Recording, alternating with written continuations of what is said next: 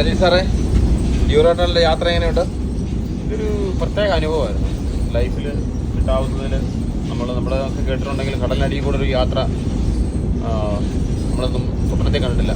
പക്ഷേ തമ്പുരാൻ നമ്മളെ അനുഭവിച്ചിരിക്കുക കേട്ടോ. സനീഷ് തന്നെ പറയുന്നത് നല്ലൊരു യാത്രയാണെന്നാണ്. ഇനി നമുക്ക് ജിമ്മിയോട് ചോദിച്ചു നോക്കാം. Hello Jimmy.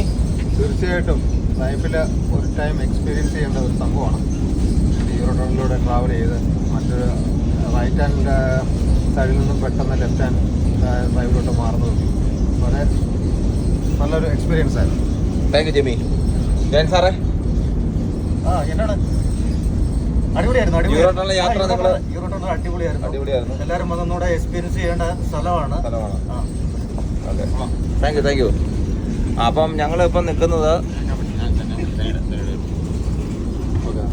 അപ്പം നമ്മുടെ പൈലറ്റ് സനിയുടെ അഭിപ്രായം നമുക്ക് കേൾക്കാം. നമ്മളിപ്പോൾ നിൽക്കുന്നത് യൂറോട്ടണൽ ട്രെയിനിൻ്റെ ഒരു ബോഗിക്കകത്താണ്. ഒരു ബോഗിക്കകത്ത് ഏകദേശം വലിയ വണ്ടികളാണെങ്കിൽ ഒരു 4 കാറ്, അല്ലെങ്കിൽ ചെറിയ വണ്ടി കാറുകളാണെങ്കിൽ ഒരു 5 എണ്ണം വരെയും പോകും. അത് കാണിച്ചാൽ സനിഷേ. ഇതാണ് കാറുകൾ കിടക്കുന്നത്. അതൊരു ബോഗിയാണ്.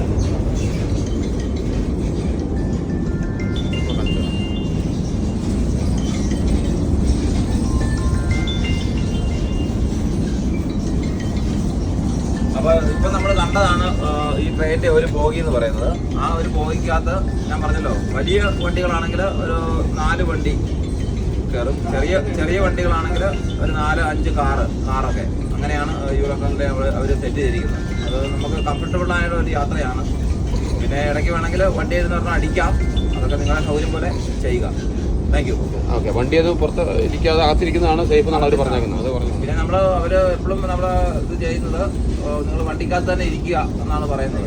നമ്മൾ പുറത്തിറങ്ങി കാണണമെങ്കിൽ കാണാം എന്നാണ് അവർ പറയുന്നത്. അപ്പോൾ നമുക്ക് പുറത്തിറങ്ങി കാഴ്ചകൾ കാണാൻ പറ്റില്ല. കാരണം പുറത്തേക്കുള്ളത് നമുക്ക് ഒരു കാഴ്ചയും ഇല്ല.